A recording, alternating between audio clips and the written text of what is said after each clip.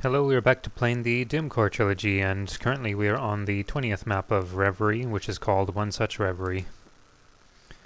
So I always remember this map was one of the hardest maps for me to make, because this actually went through several different ideas, kinda. I know I made this large metal area, and I had trouble coming up with ideas for a little while. Of course, I'll get to that area in a little bit after dealing with these revenants, so... I do like the starting area, though, with the 4 metal pillars for the 4-player starts, of course. And of course the nice window view. Of course, any chance to see that nice mountain texture, which I really love. And probably used maybe too many times in my maps. But yeah, so this area is the one I was working on for a little while, and at some point I just kind of got stumped for what I should do on this map. Hold on. I knew he was going to finish him off. So, yeah, for a while I did put this map on hold and start working on other maps for a little while. Other maps for Reverie, that is. But yeah, I've always loved the blend of the white rocks and the metal textures. It just always makes me think of John Romero maps. I'm going to alert these two and just lure them out a little bit. Almost, anyway.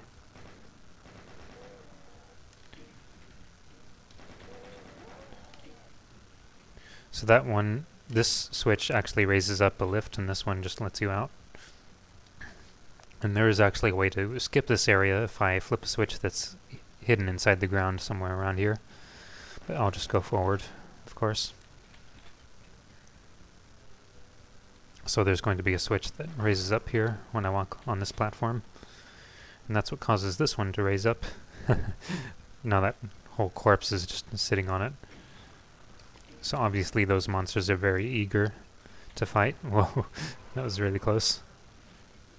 So, yeah, I made this big open area here, and I just kind of had trouble coming up with ideas on what to do with it. Because at first this ground that I'm standing on actually wasn't just an ordinary flat, it was actually the blood liquid, and it was damaging, and this building wasn't here, so it was actually a lot more open, but it had a visplane overflow issue. So I had to find a way to make it work better in vanilla, and I just had to figure out what to do with the map, so I pretty much had trouble coming up with ideas for it for a little while. And I forgot to mention it last time when I was playing map 4, but excuse me, I was working on this map in a motel room. I was visiting somewhere in Central California. I don't remember at the moment the name of the place I was visiting, but I had my laptop with me and I worked a little bit on this map, but then I wasn't sure what to do with it, so I basically put it on hold and I switched to working on map 4 while I was staying in that motel at the time. So that was just one of the other little memories that I have between this map and map 4. So I think with these hallways, these metal halls, I wasn't feeling that inspired, so didn't really know what to do. I think it kind of shows a little bit in some areas. It is kind of odd with some of the details. I think with the ceiling broken out there and the debris and the wires. Excuse me, keep doing that. I'll go out there a little later. There's this area, there's a little Easter egg in this area. I'll show in a little bit.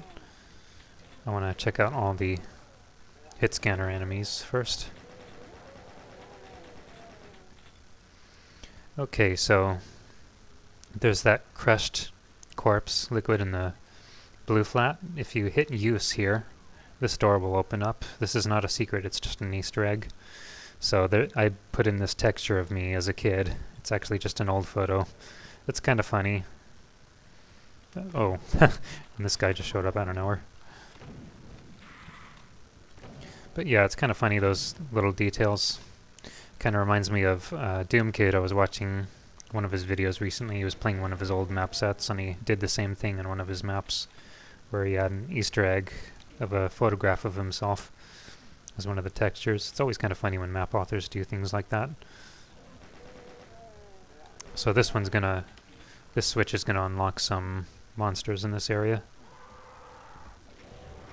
It's kind of funny how they're just sitting waiting to be woken up. Just kind of chilling on the platform otherwise. Hopefully I don't have to be too focused here, but see if we could get them fighting each other. At least. Oh, getting caught on the corner already. Yeah, that's what we like to see.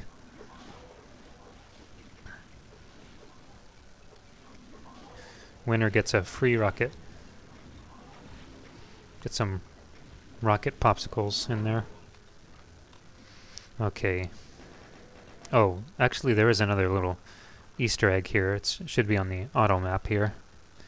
It's that little text there. What it says is actually a song lyric from a song from Porcupine Tree, because I was listening to them at the time and I was getting really into their music.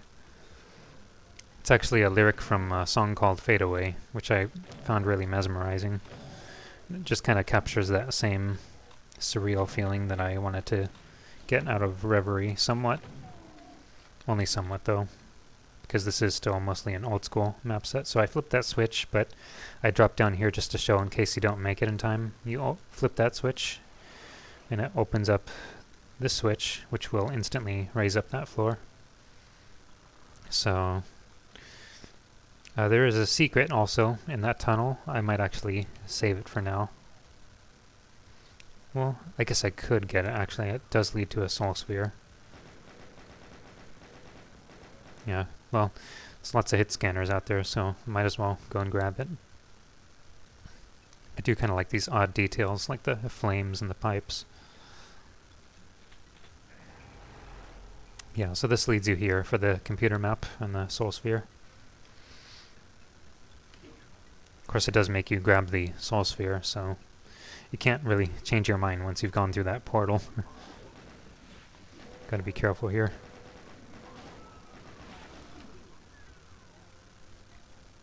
I know there's some more. Maybe I'll switch to this.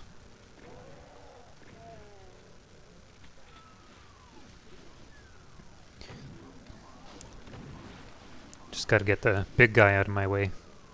Oh. Nope. Come on, door. Of course. Just get it to stay open. This is going a little slow. Speed this up with rockets. Yeah, just take a timeout on that wall over there. Enjoy the view while it lasts. Let's see. There's got to be some more dangerous guys wandering around.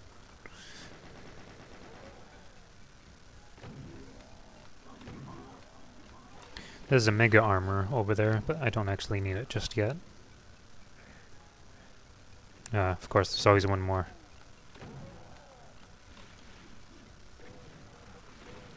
Yeah, this area, by the way, is also kind of feels like another area that wasn't very inspired, besides that metal hall area. Oh, I can see that the Arachnotron is trying to shoot them, but they can't reach them. I can't reach them either for some reason.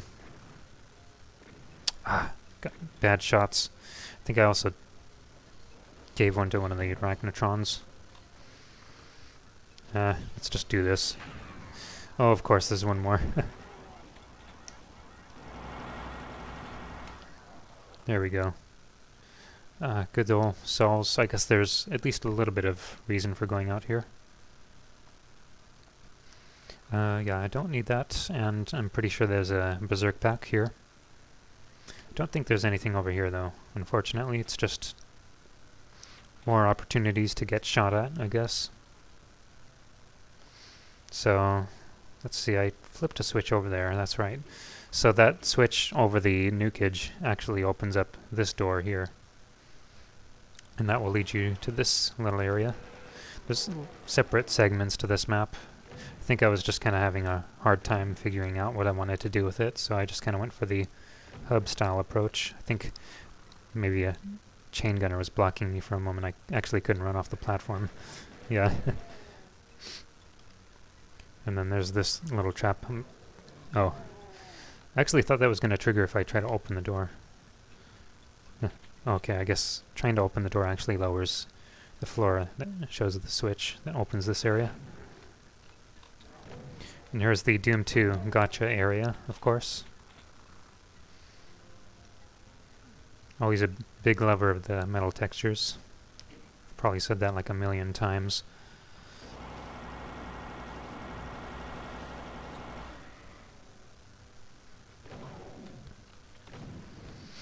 We can still use plasma. There's plenty on this map, thankfully.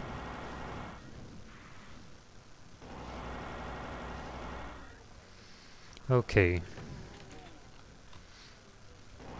Not the prettiest looking areas, but to me it's just kind of the Doom 2 inspiration of gotcha with the solid rock textures. That's something that does kind of bother me sometimes, is if you intentionally want something to look like this, you know, with the simplicity in appearance, and just kind of wonder, or sometimes even worry maybe in some cases, if anybody just thinks you're being lazy and don't want to add, you know, extra details or textures or whatever else. But honestly, there are times where even the most simple rooms just look really pleasing to me in Doom, because I'm just really old school like that. So even areas like this where it's just the solid flats and solid wall textures and all that, you know, even stuff like this just looks kind of nice to me. It's not the prettiest thing to look at, but it's just kind of the old school nature that I was going for. So I don't think it's fair to put that up as, to just, you know, chalk it down to laziness instead of just being something that's old school in nature. So here's our little hint with the imp coming out of the waterfall. I do like this a little bit with the liquids coming down like that too. So this switch raises up another platform. And there's danger coming up shortly.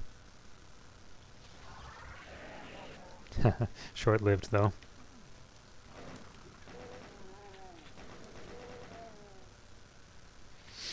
So we're heading up to our next little teleport area. Actually, you know, thinking about it, I know this area I did mention, of course, being inspired from gotcha from Doom 2. I think this area has some slight Memento Mori 2 inspiration. This area in particular kind of reminds me of the rocky area in MAP20 of Memento Mori 2. There was a gray rock area that was kind of like this, where you had to climb up. And I just wanted to have something that was kind of like that, I guess. Oh, wow, I took a lot of damage, of course. Wonderful.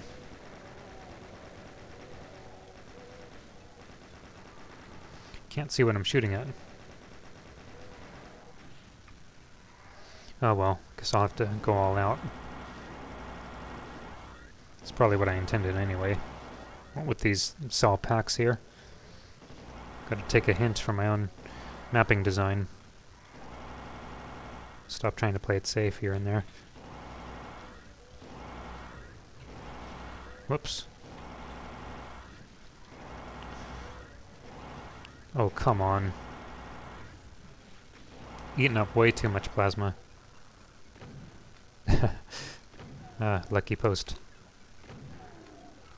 I do like this area where the pathway keeps getting blocked. One unlucky fellow there.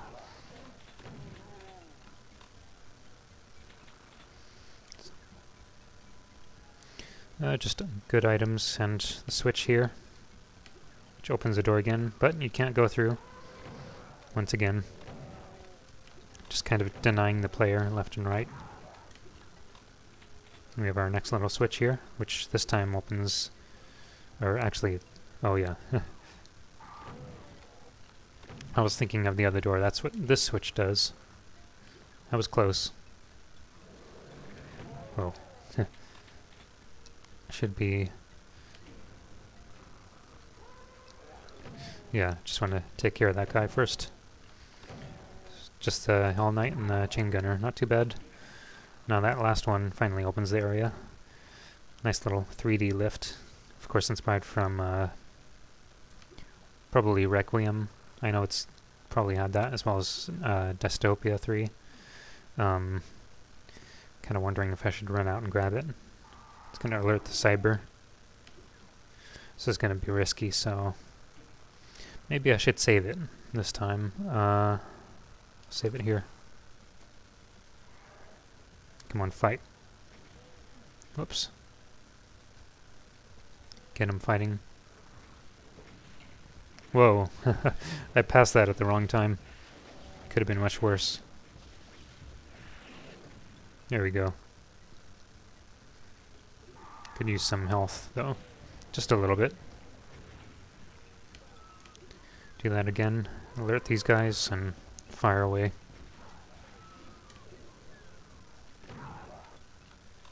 Think I can find some health over here. Yeah. So this does kind of remind me of, I think it was the silo in Memento Mori 2, MAP20, and just some tech-based areas, and a little bit of, well, just more Doom 2 themes here and there. So we get to open this area, finally. This will open up the yellow key.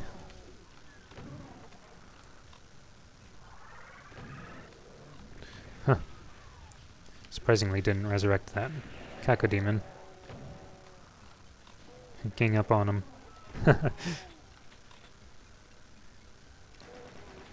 So I need to flip these two switches here. There's a door blocking and a lift, or platform I should say. It's raised up holding the key, so it opens the door and lowers the platform.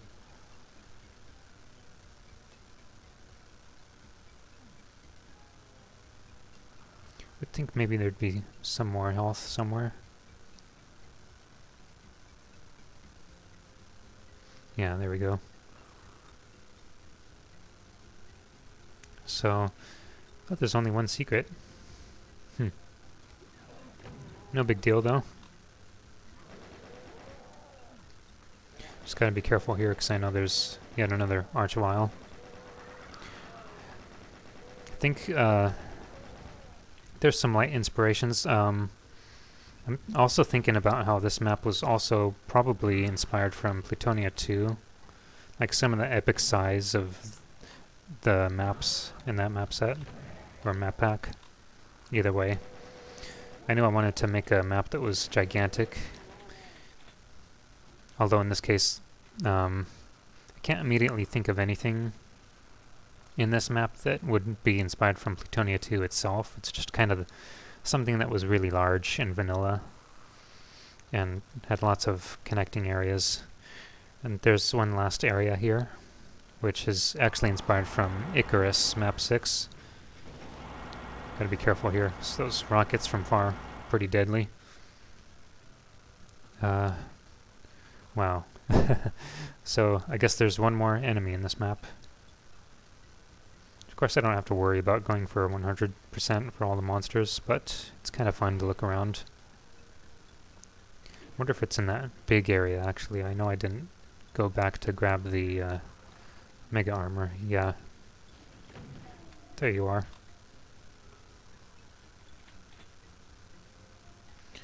Might as well see if there's anything else here.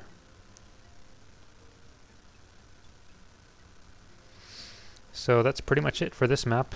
I still like how this came out, even though it did have some areas like this and that outdoor area that I didn't really feel that excited about. I just kind of felt it was uninspired. But I do like these little halls with the monsters, and then the last little exit platform area with the flooded water and the monolith exit. It's kind of like an Icarus Map 6. There was also the platform kind of winding over water, and it had a similar kind of shape to the exit platform. But yeah, so that's pretty much it for that map. It was one of the hardest maps to make, and I honestly can't say just how long it took to make, because it was something that I kept putting off and working on a little bit more, but then I decided I'll just stop and work on another map for Reverie, because I knew I had other ideas that I started to feel more excited about, so I just decided to go for those ideas. So there were probably a good number of maps that I made in between starting this map and then leading up to eventually finishing it one day.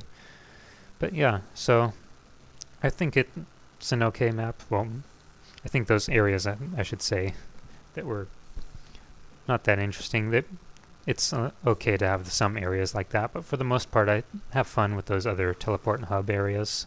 I think they're pretty fun, and I do like the ideas of things like sort of the Doom 2 homage, and then the area with the doors closing on the player repeatedly. You know, stuff like that's just fun to put all in one map. But that's it for that one, so I'll see you guys in the next part. Take care.